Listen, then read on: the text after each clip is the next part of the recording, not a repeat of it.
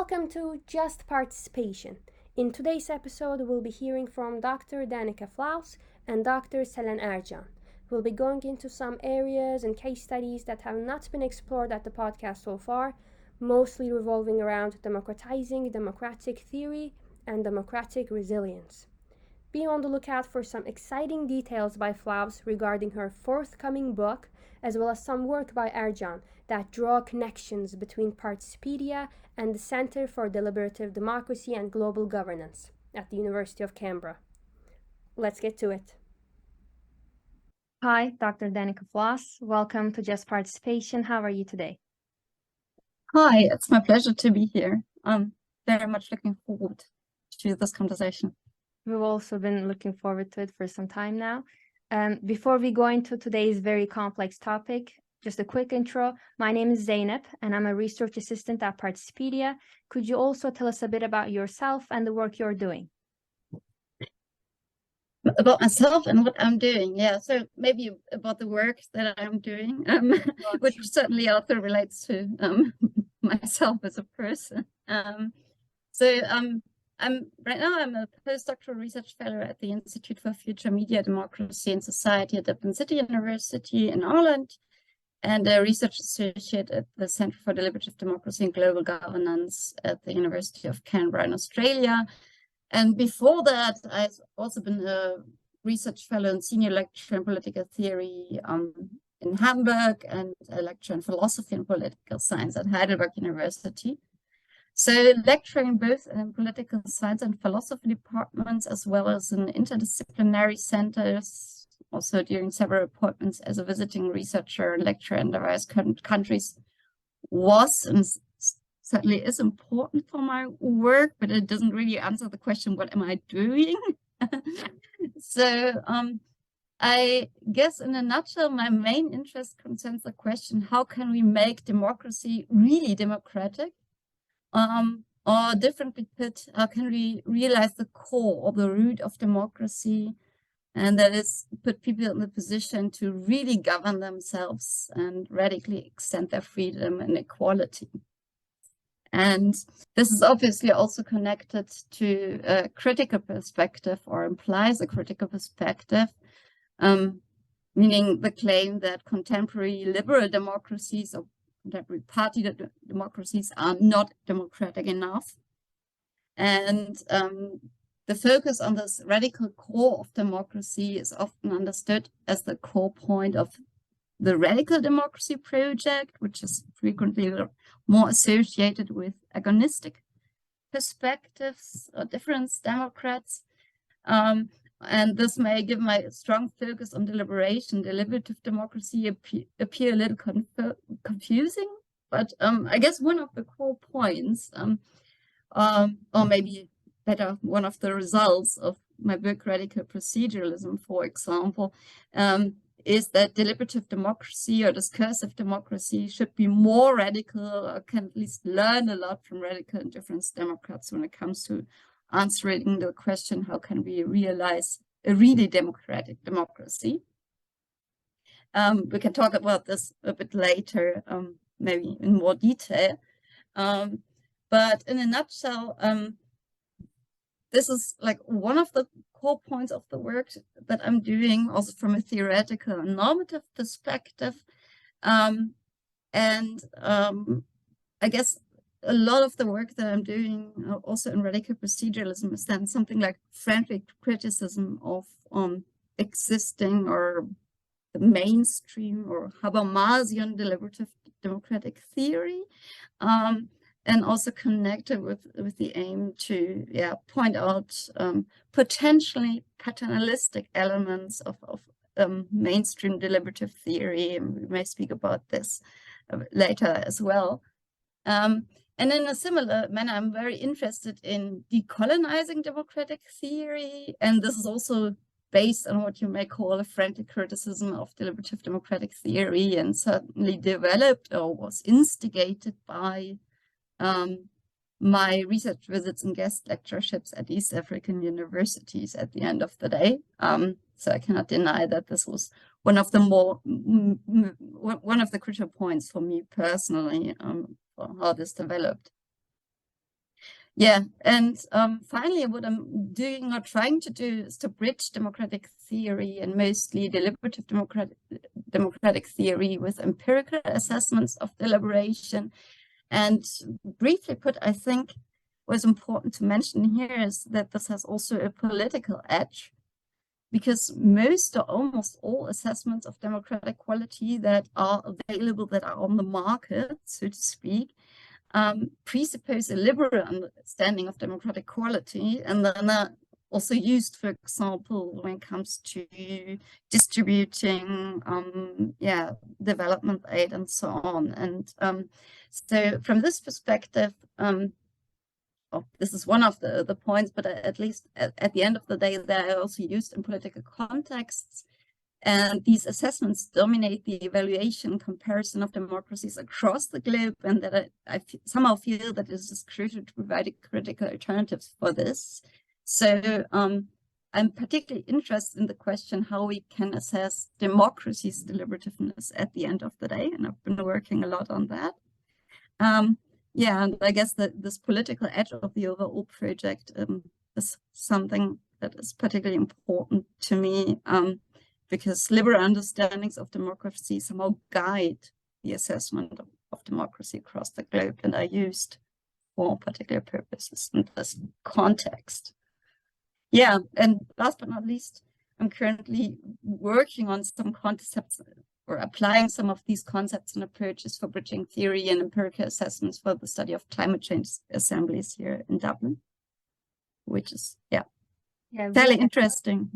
Yeah, all these questions, all these focuses, I'm really interested in them. We are going to ask some questions about them.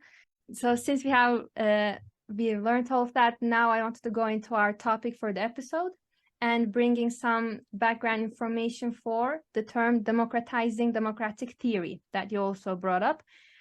What does that mean, and how does that relate to your time as a visiting research fellow in Dar es Salaam and Nairobi? Yeah, thanks also for connecting these two topics, democratizing democratic theory and my time in Dar es Salaam and Nairobi. That's a very good example, actually, for how lived experience can contribute to the way you think and then research democracy. Think about and then research democracy. I guess democratic theory and even deliberative democratic theory, participatory democratic theory, critical theory, are often developed from a top-down perspective. So we as theorists presuppose certain ideas such as reasonableness or progress that then serve as a foundation of theorizing, criticizing certain regimes, countries, institutions, practices, but also for prescribing what democracy or a good democracy should actually look like and how citizens should or shouldn't act at the end of the day. We may also speak about this precise topic a little later. But I guess my main point is that democratic theory is actually a task that is not conducted for citizens, but with citizens or with communities and the people that are affected by certain norms, ideals, and institutions should be the ones who are involved in defining ideas and institutions for their communities. So this is strongly based on and connected to the work that I did in my book Radical Proceduralism, where I basically argue that there are strong limitations for what democratic theory or political theory, but I'm usually working on democratic theory, but there are strong limitations anyways for what democratic theory can actually do, and on what foundations theorists can prescribe what good or bad democratic practices or institutions are. And when we are conscious of these limitations for democratic theory, so the argument goes, then we must admit, well, we as theorists are actually not in a position to prescribe for citizens or communities what their institutions and ideas should look like. And from that perspective, democratic theorizing should actually be a task that is conducted not for citizens, but with citizens. And we can maybe explore what that could mean also in the upcoming minutes a bit. And I guess in relation to your question, how this relates to my time in Dar es Salaam and Nairobi, I guess one crucial point, I mean, I was in Dar es Salaam and Nairobi for a longer time after I read radical proceduralism, but this became very vibrant there for me. One crucial point that became very present for me there are the limitations of my own perspective on politics and on how communities and societies can function at the end of the day. So I was sort of thrown into a totally different cultural environment and had to learn from people there how society and communities work. And these limitations of my own perspective sort of made it even more important for me to learn from so-called ordinary citizens. I hate this term, but I'm very much an ordinary citizen myself. But how important it is to learn from people, from other people, in terms of also theorizing about democracy, and also how important the value of lived experience is at the end of the day.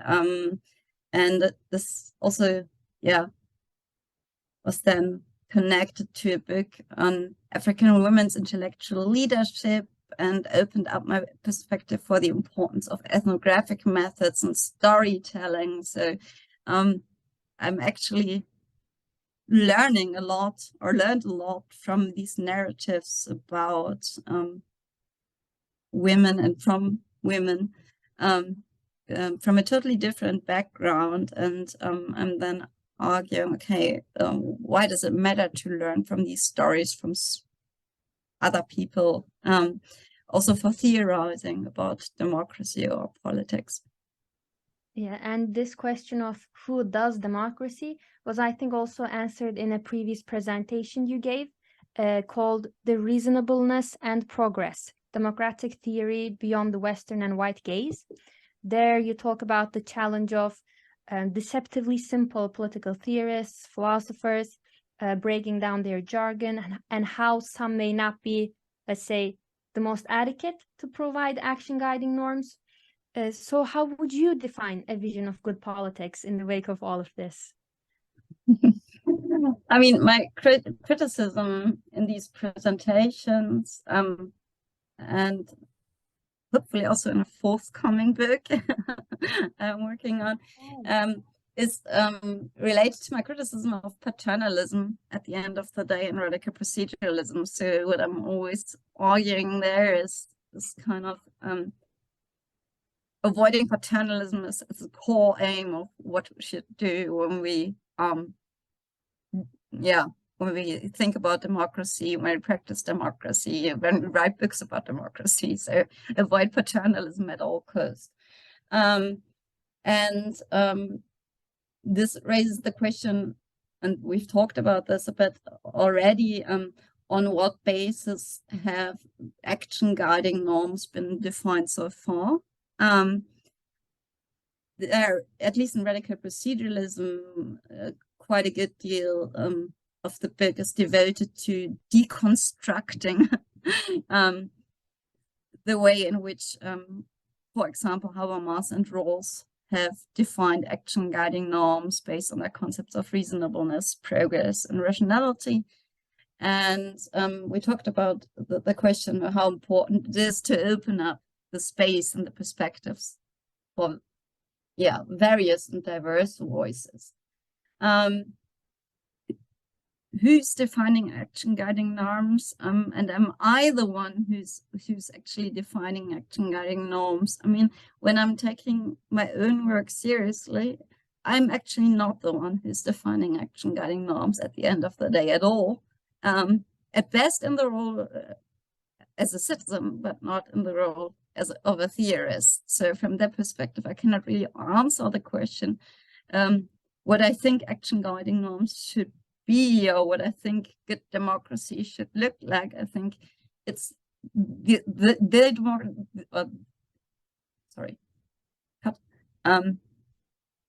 it's always, or it always should be, the democracy or the democratic practices that are defined by people in a particular context and in a particular community. And what I can do as a theorist is basically provide conversation starters, maybe create room and space for debates and perspectives about that. But that's it, at least in my role as a theorist. I would love to stay on the topic of your book, Radical Proceduralism, for a bit more. It's a very interesting book. There you also talk about how political theorists, philosophers have dealt with things in a way that everything in the global north seems to be, quote unquote, up for grabs. What are examples of this up for grabs position being dangerous in history in the global north? And does it exist in the global south? It's an interesting question, I guess. So I am actually arguing for the point that we need to admit that everything, even the basic norms and principles of democratic self-rule at the end of the day, are up for grabs, meaning that citizens should or people in a community must always have the power to, well, reconceptualize, reinvent, reclaim those norms and institutions. And obviously many people, including myself sometimes, are then feeling a bit scared. Okay, what will actually happen when we give all the power to citizens? And a very frequently mentioned example that I can obviously relate to as well is the breakdown of the Weimar Republic, and that then following up the time following up with the Nazi regime in Germany. And it's often been claimed that this is a fairly important example for what can happen when we hand all the power to the citizens. But here, I guess it's important to have a closer look at these historical examples. And then I'm arguing in radical proceduralism, well, we have to admit that this can theoretically happen, but most examples that are mentioned, for example, the Weimar Republic, or the breakdown of the Weimar Republic, are actually fairly misleading. They are in the example of the Weimar Republic, it's, for example, fairly misleading to claim that here citizens were responsible for this breakdown, because it was de facto a very carefully prepared decision, and that has been prepared by judicial and political elites. And then there was some form of ex post facto acclamation by the public, but it was not really citizens who were deciding for that or who were voting for the breakdown of the Weimar Republic. So that's a misleading example. I guess, are there examples in the global north? I'm skeptical if there are actually examples for or good examples for this in the global north. From a similar perspective, I don't think that I know any good examples from the global south where citizens actually voted for abolishing democracy at the end of the day. So my claim is actually, and this is something that has been considered dangerous at the end of the day, my claim is actually, well, we need to sort of be a bit courageous, but it's not reckless to say everything is up for grabs. So that's sort of the difference that is important to me. We need to be a bit courageous when we hand everything over to citizens, and also the task to potentially to change the rules of the democratic game, or to potentially even abolish democracy. But so far there have actually been, from my viewpoint, no good examples historically for this happening. So I guess when we have a closer look, it's happening neither in the global north nor in the global south. And maybe some listeners of this podcast will have a different viewpoint or come up with good historical examples. Let's see. But anyways, what was interesting for me when I was talking about this in the global north and global south, so promoting this ideal of radical openness, and okay, we have to admit that these are the limits of theorizing and that everything should be handed over to the citizens and so on, was that many people in the global north were fairly prone to point out that this could be dangerous. And many people in the global south, for example, in a lecture or public lecture and talk at the African Women's Studies Center in Nairobi, there were actually pointing out that this is an empowering notion, and that it's a good point to make, because finally nobody is just telling people from the academic ivory tower and so on what to do. Yeah, so I'm not the theorist coming there telling them, okay, this is how a good democracy should be designed or something like that. I'm saying, well, it's up to you. And this opens up the space, I guess, also for developing different democratic practices, or for not feeling like homegrown models of practicing democracy, for example, in sub-Saharan Africa, are just dismissed. It really opens up the space. And these reactions were fairly different in the global north and global south, like in the countries that I spoke about this. So it's not a representative sample, but it was at least, an interesting experience. Thank you. The examples, or even the lack of examples, actually helps put it into perspective, because I think even the way I formatted the question while asking you was a bit off. Like, the way I understood it was probably even reflecting of my own biases in a way. So thank you for clarifying that up. And yes, your methodology behind the research is actually as important as the research itself too. Your research and teaching draws from empirical analysis and how normative, theoretical, empirical inquiry should be combined. So how do such diverse research complement each other in your own work? So I guess there are two basic perspectives, or two perspectives that are important to me and for my work, at least. On the one hand, when we have a look at this concept of democratizing democratic theory, I guess this understanding, and we already spoke about this a bit in the beginning, presupposes that democratic theory, or a democratized democratic theory, can and should be grounded in citizens or people's views and perspectives. And this implies that, well, we have to speak to citizens, that we have to be informed by citizens' perspectives and viewpoints. It's sort of a collaborative task.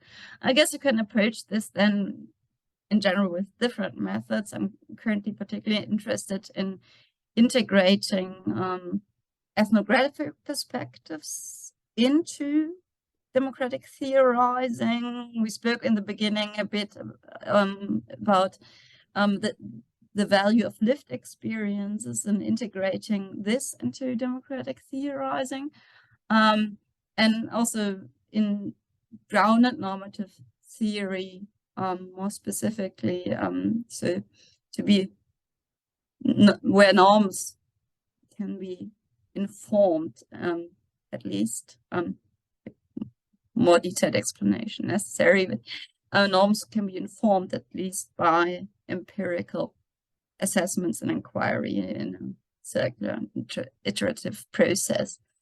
But at the same time, in my own work, it's also the fact that I think democratic theorizing and also critical perspectives about democracy can and should inform and guide empirical assessments. So, for example, the study of democracy's deliberativeness that I mentioned in the beginning is an empirical assessment of democracies or particular parts of democratic systems that is informed by, well, deliberative democratic theory, particularly by systemic approaches to deliberative democracy. And this normative and critical perspective can then inform and guide empirical analyses. And I guess this can be important, particularly to provide a counterpoint to empirical assessments of democratic quality that are solely informed or guided by liberal understandings of democratic quality, for example. Thank you. This explanation helps even us as the podcast team, because it relates directly to our core objective at the podcast. We have guests that have different areas, even different research methods, and we find a commonality between them. And almost identically, your research bio writes, and I quote here, "Theoretical argumentation and empirical analysis can and should speak to each other."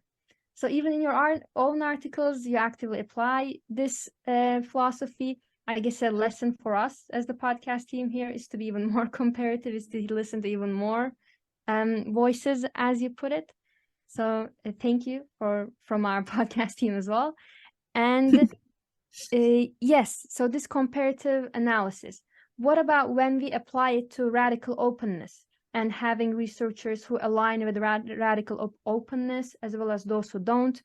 What is the significance of having this diversity? What is it that makes radical openness controversial? What is that makes the concept of radical openness controversial? Yes. Well, by radical openness, I mean, at the end of the day, briefly put, by radical openness, I mean that at the end of the day, we as democratic theorists must admit or adhere to the limits of our own, of our own field and of our own practice. So the limits of democratic theorizing.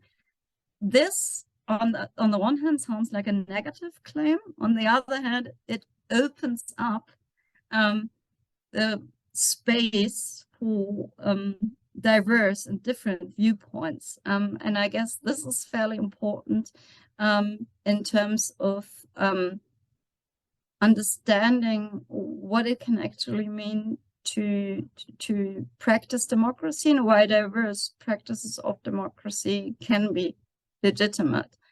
On the one hand, I guess people may adhere to this viewpoint, particularly people from a radical democracy perspective may agree with this viewpoint. I also got a lot of positive feedback from people actually from Sub-Saharan Africa. It's always a bit mistaken to talk about the global South and the global North, probably at the end of the day. But on the other hand, I guess it's also a highly contested concept as such, for similar reasons. as those that we spoke about with regards to everything being up for grabs. So I guess saying, okay, we have to admit that these are the limits of theorizing and everything else is up for grabs,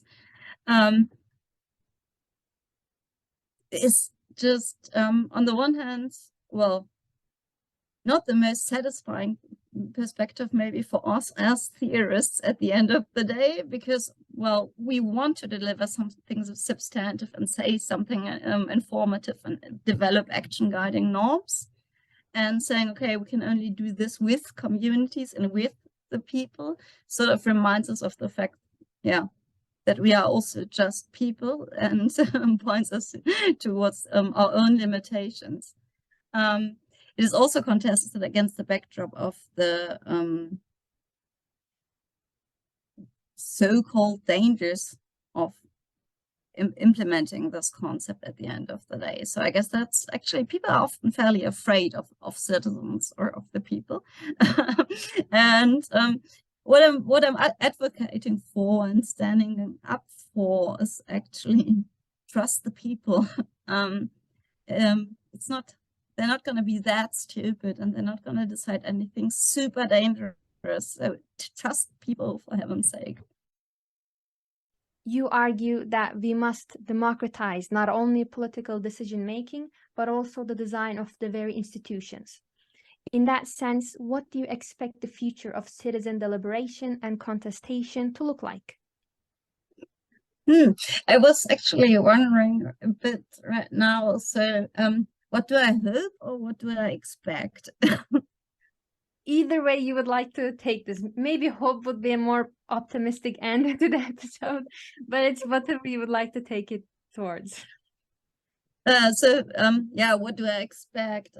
I guess right now, when I'm thinking about what I would expect, I think it's currently very interesting times, because there are so many counteracting or oppositional tendencies operating in this space. There are many, yeah, more radical democratic forces at play that advocate for, well, citizen assemblies, also for bottom-up citizen assemblies. There are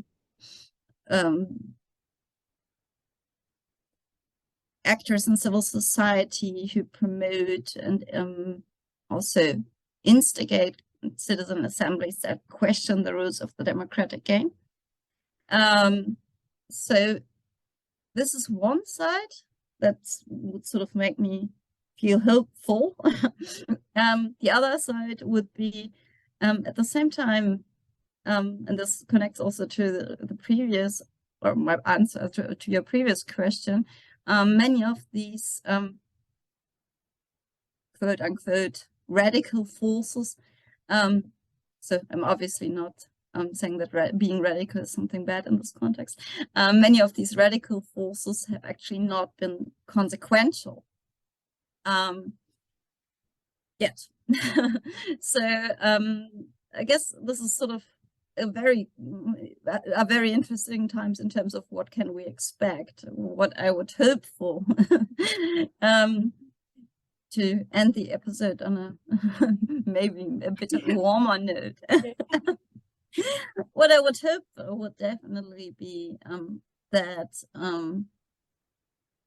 yeah, citizens have more of a say, but also more time, resources, the appropriate education or appropriate educational environments to then question and criticize and contest the rules of the game in politics. And well, I wouldn't say that I'm then hoping for any kind of specific way to do democracy. I'm obviously inclined to deliberative forms of democracy and yeah, to opening up the space for radical democratic practices, but I wouldn't say I hope for this to happen in each and every country or environment, particularly against the backdrop of the limitations of theory and my perspective on democratizing democratic theory that I pointed out. So I'm not hoping for anything specific to happen in all countries. I'm hoping for the space, the time, the resources, the educational environments for citizens across the globe to question the rules of the game and to get engaged in democratic politics and co-designing the rules of the game. There's obviously a big hope, but maybe we get there step by step. Maybe I can pinpoint the question of hope just a little bit more. So with this episode, we wanted to expand beyond the Participedia members, and we wanted to talk to people like you that we really wanted to hear from. So again, what do you hope to be able to contribute, explore, or learn this time from the Participedia community? Or maybe what do you hope we as the podcast team here, as the students, explore or learn from this community? So I guess on the one hand, I'm always when I'm like checking out the Participedia corpus, super amazed by this ever evolving, open and open-minded corpus of practices of democracy across the globe. So it's true, I'm not a direct member of the community, but I guess it's been important for me myself to find out about particular cases or about particular practices and forms of democracy, which was very inspiring both for theoretical and empirical inquiries. So both are intrinsically related. We spoke about that at length from my perspective. Yeah, I guess I hope that we can also contribute case studies that we're working at some point. So what I really enjoy about the Participedia corpus is it's open and open-minded perspective. I guess what you as students can learn from this episode, I'm not sure if I want to tell you what to learn from this episode. I guess what is definitely important for me is the perspective of democratic theory as an open project, as a project of radical openness itself. And the perspective that we as theorists cannot really prescribe for anyone what to do or how to do democracy, but that we need to practice democracy and democratic theorizing as an open-ended enterprise at the end of the day that is collaborative, that is based on collaborations with citizens and based on learning from other citizens. So we as theorists are actually also ordinary people and citizens. I didn't want to ask you this at the moment because I didn't want to disrupt your flow, but you mentioned an upcoming book. Before we leave, would we be able to get a title for the book, maybe? Not a forthcoming book, so maybe. Okay, all right. So I'm currently working on perspectives, but this is a more long-term project on perspectives for reconceptualizing emancipations. So even emancipatory democratic theory and theories of emancipation are frequently based on top-down theorizing on the perspectives, put it in a bit provocative way, on the perspectives of old white Frankfurt theory guys, who are then telling us what emancipatory processes should look like. And I guess the starting point of this project, this big project, is for me the point of departure that is also associated with democratizing democratic theory. Okay, that's probably not how we can or should proceed from a methodological perspective when we want to find out what emancipatory practices and the goals of emancipation look like for people who really need it across the globe. So then it's not old white guys in the academic ivory tower, to put it in a bit of a provocative way. But it's people from marginalized communities that we must listen to, and that we must bring into the process of theorizing. And this is the overarching aim of the project. So I did some pilot interviews with LGBTQI communities and activists in sub-Saharan Africa, for example. They were fairly inspiring, and with women's rights activists in sub-Saharan Africa that were fairly inspiring in terms of figuring out what emancipatory practices and the goals look like from a different viewpoint and angle. Yeah. How we can also decolonize our minds when it comes to thinking about emancipation. We definitely look forward to it. We wish you all the best with your new endeavors, with your book, and thank you for your participation. Thanks so much for doing this inspiring interview with me. Selin Hanım, Just Participation'a hoş geldiniz. Sizi burada ağırladığımız için çok mutluyuz. Çok teşekkür ederim Zeynep, beni davet ettiğin için ve bana Türkçe hoş geldin dediğin için de ayrıca teşekkür ederim. Çok mutluyum burada olduğum için bugün ve seninle tanıştığım için. Aynı şekilde, aynı şekilde. I'm happy to be interviewing a fellow Turkish-speaking person, so I had to open with that. I couldn't just go past that. And I've already introduced myself to you. This time I'd love to hear more about yourself and the work you're doing. First of all, thank you very much to you, Zeynep, and to your team in Canada for inviting me to take part in this podcast. I must say that I've been following your podcast, and I know some of my colleagues who participated already and who are speaking very highly of the podcast. So I'm very excited to be here today with you all.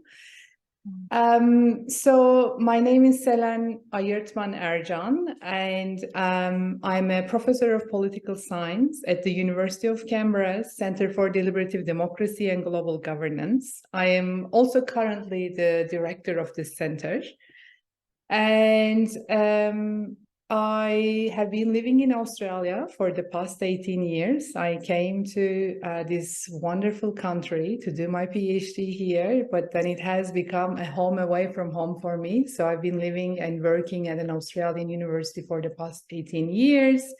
And prior to that, I lived and worked in Germany. And prior to that, I am originally from Turkey, as you just mentioned. I studied my undergrad degree in political science in Turkey at the Middle East Technical University. So I work in the area of deliberative democracy, and my research explores the capacity of this participatory approach in addressing the problems, crisis of current democracies, the current crisis of representative democracies. And I've been studying deliberative democracy both in the structured forums like the citizens' assemblies, but also looking at public deliberation in the broader, wider public sphere in various democracies. And I have been doing a lot of comparative research in this area as well. And as the director at the Center for Deliberative Democracy and Global Governance, specifically there, what themes or issues have you been thinking through recently? I have been the center of, I've been the director of the Center for Deliberative Democracy and Global Governance for the past 7-8 months. And it's been a pretty rewarding experience so far because I am surrounded by multiple inspiring colleagues at the center, undertaking cutting-edge research projects on democracy, on deliberative democracy, on social movements, etc. So our research currently at the center is organized around 5 clusters. And I'm just going to briefly tell them as a way of introducing the research at the center. So the first cluster of research that we are doing at the center focuses on deepening citizen engagement. So in this cluster, we are developing innovative ways of connecting the voices of ordinary citizens to political decision-making through participatory and deliberative. In this cluster, we are developing innovative ways of connecting the voices of ordinary citizens to political decision-making through participatory and deliberative approaches to citizen engagement. So I guess this cluster, the work we're doing in this cluster speaks directly to the work of the Participedia. And then we are focusing on democratizing environmental governance, and there we are rethinking how human institutions, practices, and principles can develop a productive relationship with the Earth system. Then the third research cluster we have currently at the center focuses on global governance, and we name it Innovating Global Governance. We are there advocating for meaningful global citizen deliberation on urgent and emerging global issues, from climate change to genome editing. The next research cluster focuses on building democratic resilience, and there we are examining the role of public deliberation in fragile and polarized contexts, with particular attention to the public sphere. And finally, in doing research across all these clusters, our aim is really to advance theory and methods in the area of deliberative and participatory democracy. So we are hoping to provide some leadership in advancing theoretical debates and methodological innovations in deliberative democracy. Yes, this structure with clusters is very familiar to us at Participedia. And I guess both your individual research and the work at the center are addressing democracy from a deliberative perspective, which works perfectly with our topic for the episode today. That's why, could you briefly break down the term democratizing democratic theory and how it relates to your work?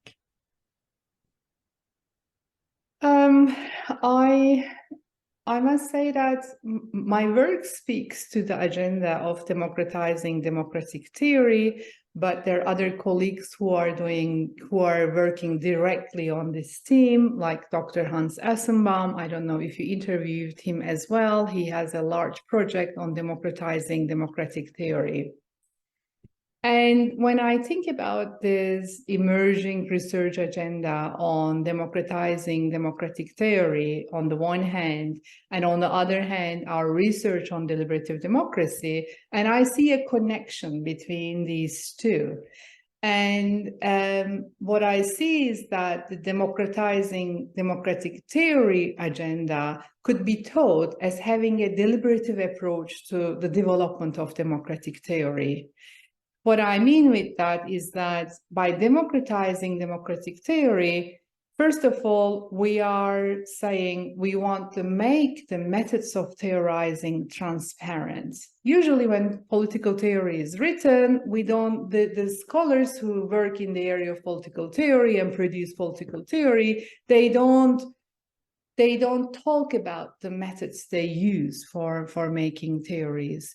I guess democratizing democratic theory should mean opening up the debate on methods in theoretical work as well. It means making the methods of theorizing transparent, how the theory is being made and where the ideas and assumptions come from.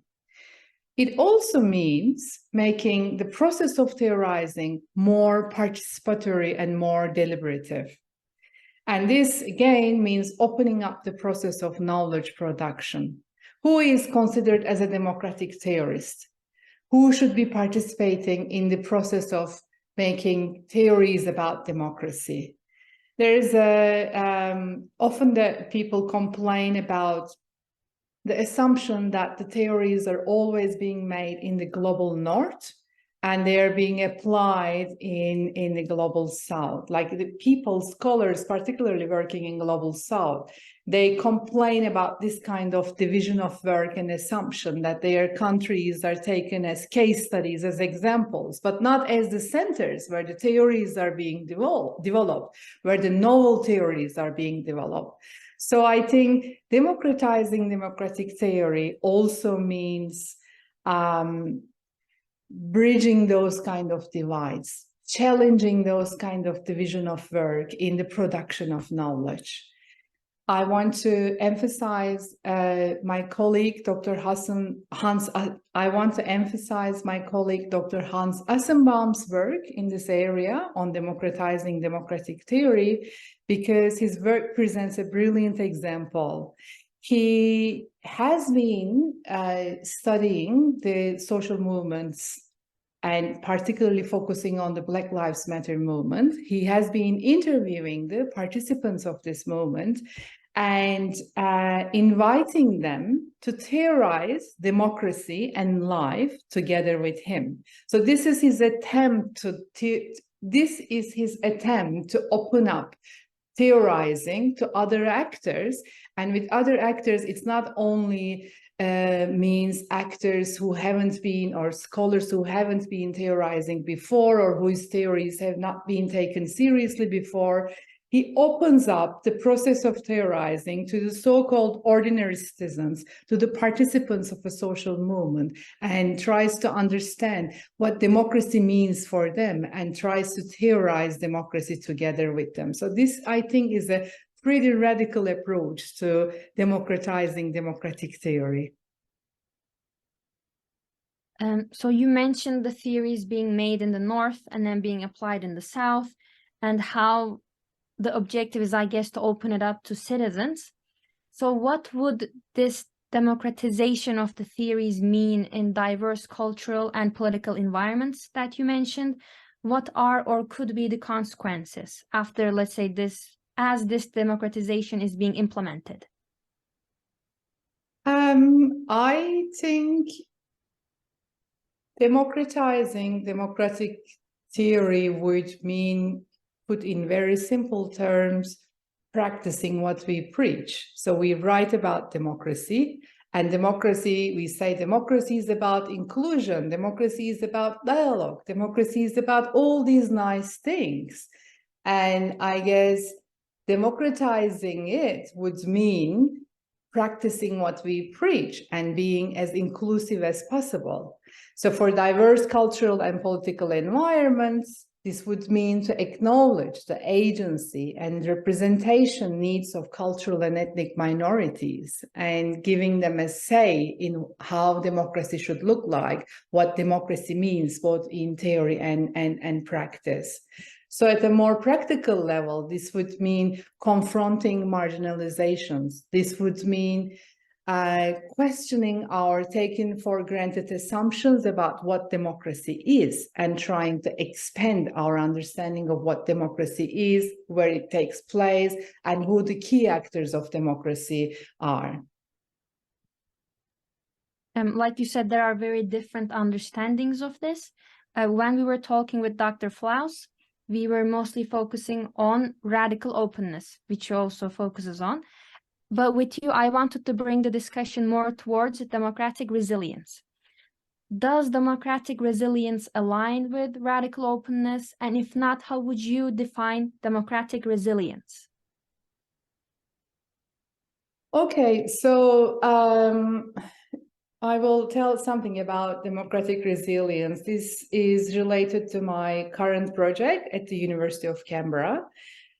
We have a multi-institutional comparative research project at the moment, looking at how different democracies respond to terrorist attacks, extremist attacks. And so we want to develop the concept of democratic resilience by focusing on what is going on in the public sphere. And here we define democratic resilience as the ability of the public sphere, and with this I mean the institutions and key actors in the public sphere, the ability of the public sphere to respond to extremist attacks without losing its democratic quality, understood in deliberative terms, which means without losing its reflective, component, and inclusive qualities.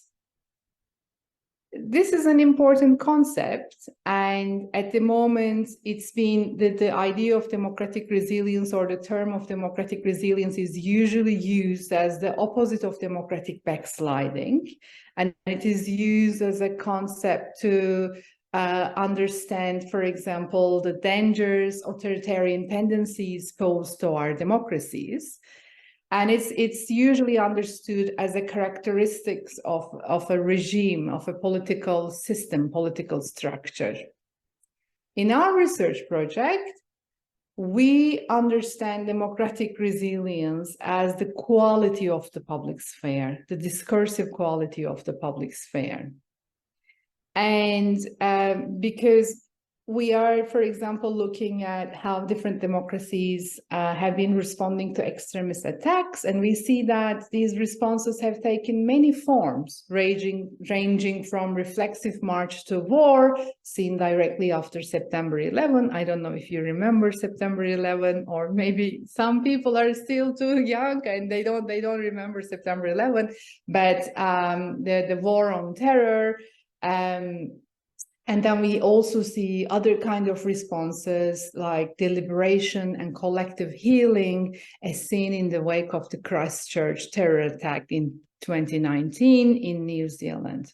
So we look at this variation in responses, and then we think democratically resilient public spheres do not fall apart when subjected to extremist threats. They manage to sustain integrative public discourse.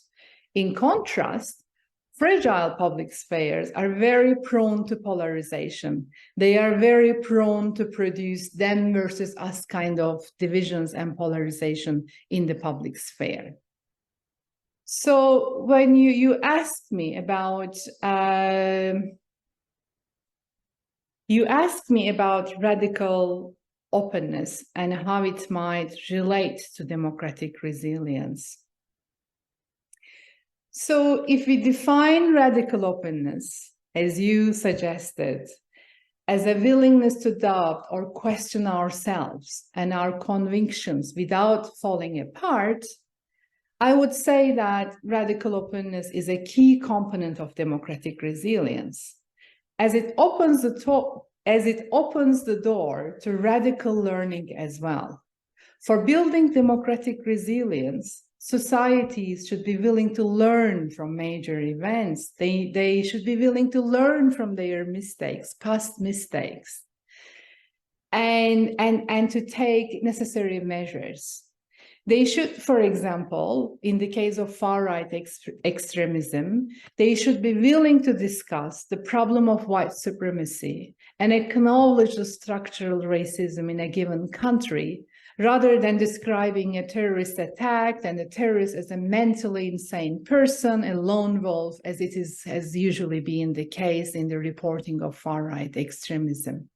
Radical openness means really to question the structures of our society and to be able to look at those structures from the perspectives of marginalized minorities as well, and to acknowledge the structural issues and to reckon and to try to resolve them. So in that sense, I think it's a really nice concept that fits nicely with the agenda of building democratic resilience. And in this project of analyzing the public sphere's response to terrorist attacks, you also compare 6 democracies that have shown either polarization or resilience. So I wanted to ask, what do we gain from comparing different democracies? So I guess by comparing different democracies, we can learn more about our own democracy, and we can this way imagine and develop new pathways for our democracy. My research has always been comparative, and this is partly my own explanation to myself, is that this is partly a result of living, studying, and working in different countries. So I personally, maybe it's similar with you, Zeynep, I find it difficult to switch off the comparative function in my brain. And each time I think we compare what we're doing here in this country to another country, yes, we do learn about another country, but we learn a lot about our country as well. So it's a process of self-reflection. So we can learn a lot, not only about other countries, but also about our own country. And it enables us to question our taken for granted assumptions about normalized way of doing things in one particular country. Another important point that becomes relevant here is the recognition of nonverbal communication. I learned about it because you talk about this in your publication titled More Than Words, a Multidimensional Approach to Deliberative Democracy. So referring to that, what are the crucial roles of nonverbal communication in informing inclusion, participation, and connection? Great, thank you so much for this question. Our article, More Than Words, a Multidimensional Approach to Deliberative Democracy, co-authored with my wonderful colleagues, Ricardo Mendonzo and Hans Assenbaum. So our interest in this kind of topic comes from our observations of the current political practice. And it comes from our observations of the contemporary forms of public deliberation in the public sphere. And again, I guess this work also challenges the taken for granted assumptions in deliberative democracy. Deliberative democracy is often taught as an exchange of arguments, but arguments are understood as speech or text. Deliberative Democrats, we argue in this paper, have not taught enough about the role of nonverbal expression, about the role of visuals, silences, sounds, things that cannot be articulated through speech and text. My individual interest on nonverbal forms of expression and their role in deliberative democracy comes from a research project that I have been involved in some years ago now. We had a large project looking at the way coal seam gas controversy unfolded in Australia. That's the fracking mining debate in Australia. And we have been analyzing the coal seam gas mining debate in Australia from a deliberative perspective. We have been looking at the groups who support coal seam gas mining and those who oppose, and we were looking at the public sphere, how they express their views. Those groups express their views, either pro or against coal seam gas mining in Australia. And in the context of this research project, I came across a group of women called themselves Knitting Nanas Against Gas, who were protesting the coal seam gas mining in rural towns in Australia. So the group is a composed of everyday citizens, and they meet and sit once a week outside of their local member's office. They don't necessarily talk or shout or show slogans as we usually see in conventional forms of social movements and social movements participation. The members of these groups, and there were back then 40 Nana loops, they call them, across Australia in different parts of the country. They sit and knit yellow scarves, beanies, toys, puppets as a way of protesting the coal seam gas mining in their region. And when I studied this group and what they do in the highly technical coal seam gas mining debate, what I observed was that there was much more going on in those meetings rather than a group of women sharing wool and knitting patterns. By meeting and knitting together, and by just being present there, they were aiming to send a political message to their local politicians and broader publics that they are concerned about the consequences, implications of the coal seam gas mining in their region. So they were, in a sense, using nonverbal forms of communication to make a political statement. They, for example, all wear yellow and black clothes and use those kind of accessories. So there is a sort of a color component to all this as well, that they are trying to use the colors of the danger, which is yellow and black. And these weren't put in text or in speech. This was just there silently sitting there, knitting, and just having a chat with people who happen to be in the area. So this is where my interest in nonverbal communication came from. And I was like, okay, we want to have a broader understanding of where deliberative democracy happens. It's not only happening in the structured forums, it also happens in the broader public sphere. But we also need to have a broader understanding of how deliberation we also need to have a broader understanding of how deliberation happens. And there we see these women, for example, to use nonverbal forms of communication to communicate. And this is maybe just one group that I studied, but I see it in other social movements as well.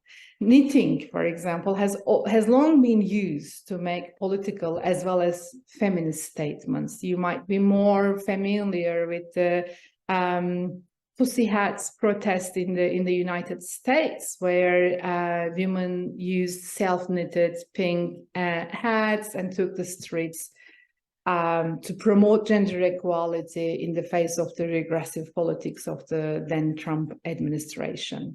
So those colors, objects, symbols people use to make a political statements in face-to-face settings, as well as in online platforms like the social media, Facebook, Twitter, Instagram. So I developed an interest in trying to understand what they could mean for democracy, what kind of political statement it is, and how these objects, nonverbal forms of expression, can be used as a form of reason giving, how they can be used as a form of changing arguments between people. So this is where my interest in nonverbal expression came from, and I was happy to find that my colleagues Ricardo Mendanzo and Hans Essenbaum, this was their interest as well, and we were able to develop a joint research agenda looking at the role of nonverbal communication in public deliberation, and we were able to develop the conditions under which such kind of objects, symbols, nonverbal communication can contribute rather than undermine democracy. We've covered a lot of ground here. Taking a look back at it, I see a lot of different methodologies used in your work, intersections of empirical analysis and normative theoretical inquiry, as well as comparative that was mentioned. So how would you say these different methods complement each other in your own work? I use normative theory as the key starting point in my work, but then I'm also interested in an expansive, broader understanding of public deliberation, which requires me to use multiple other methods to capture what's going on in deliberation. For example, if I'm interested in capturing the role of nonverbal expression, I would need more than doing interviews. I would need more than analyzing transcripts. I would need critical visual methods to understand what those different symbols, say, for example, the objects, the group I studied, the knitting nanas against gas, the objects they knit, what they mean, what they symbolize. I use the textual methods and interviews and thematic analysis in my work, but I also use, for example, a dramaturgical approach. I look at these participatory initiatives as staged activities, and I try to understand them by using the concepts suggested, the theatrical concepts like staging, scripting, and audiences. I have a chapter in our recent book on research methods on deliberative democracy on dramaturgical analysis, co-authored together with Caroline Hendricks. And in that chapter, we are talking about how this kind of dramaturgical analysis can enable us to capture nonverbal aspects in public deliberation as well. So when it comes to, when I relate this back to normative theory of deliberative democracy has always been a starting point for me. And then I use multiple methods. I consider myself as an interpretive, qualitative researcher. I use multiple methods to analyze my case studies. And then I make the findings of those analyses speak back to normative theory. So there is a recursive relationship in my research between the normative theory and empirical research. I start with the normative theory, go to the field, and the normative theory helps me to formulate the questions that I am interested in studying in the field. But then the normative theory is not something that is set in stone, that needs modification, that needs refining based on what I've learned in the field. So using multiple methods to capture whatever I am interested in capturing in the public sphere, verbal, nonverbal, using multiple different methods, I take these findings back to normative theory, and I am like, knock, knock, normative theory. Here we are with some empirical findings. Can you accommodate these, or do you need to be expanded to be able to accommodate these empirical findings? Do you need to be refined? And then I'm trying to advance normative thinking informed by empirical research this way as well. Having looked at your methods behind the research, that constant back and forth their intertwined nature, constantly knocking on the door of different methodologies, what about the future of it? What do you expect the future of participatory initiatives to look like? What do you expect the future of participatory initiatives? I think I expect a further development of the global civil society, global social movements. And this is partly thanks to the rise of the information technologies, information and communication technologies. We saw this, for example, during the Black Lives Matter movement, that it started in the US, but that started to happen in different parts of the world. We saw this in the context of the Occupy type of movements that mushroomed all around the world. And I think there's a lot that is being shared on social media and through those kind of connections and digitalization of our societies, that we share the repertoires of contention, and we can see more of those kind of global movements, problematizing similar kind of struggles, similar kind of issues in different parts of the world, using similar kind of repertoires of contention. But I also think that we will see more of deliberative and participatory kind of initiatives around the world, or at least this is my personal hope.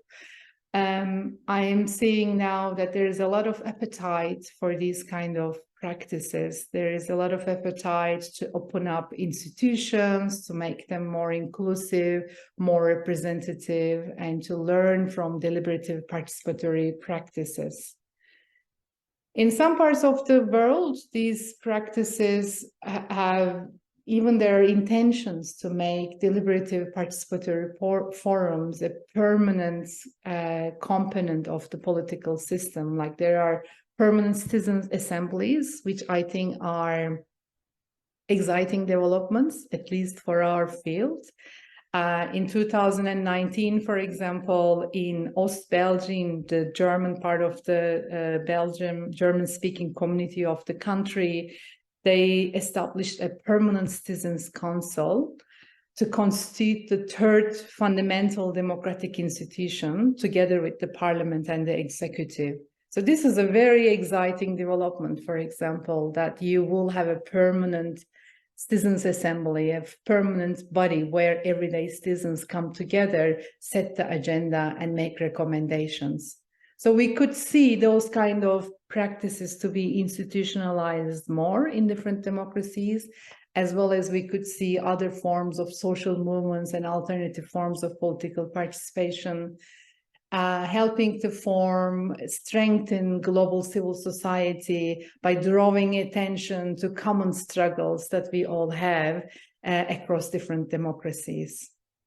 What do you hope to be able to contribute, explore, or learn from the Participedia community? So I've been a member of the Participedia community for a while now, and I must say that I am loving it. I was able to participate in one Participedia conference as well in the UK pre-COVID times, and I really love the way it brings together both the practitioners and scholars of democracy, and with a very creative take on both how the knowledge is being produced and practiced.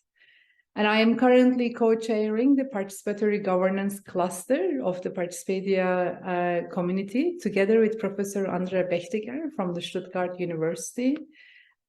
So I love being part of the Participedia community, and I'm hoping that I make a contribution to that community as well.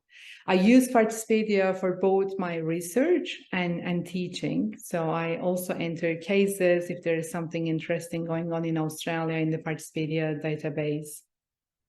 What I particularly like about this platform, though, is that it includes not only well-known success stories of citizen participation, but also cases that are not well-known or well-studied. And I think in doing so, Participedia challenges our taken for granted assumptions about democratic innovations, about democracy happening not only in wealthy and so-called well-established democracies. It expands our view on what democracy is and where it could take place and who is responsible for strengthening democracy. It shows us the power of communities.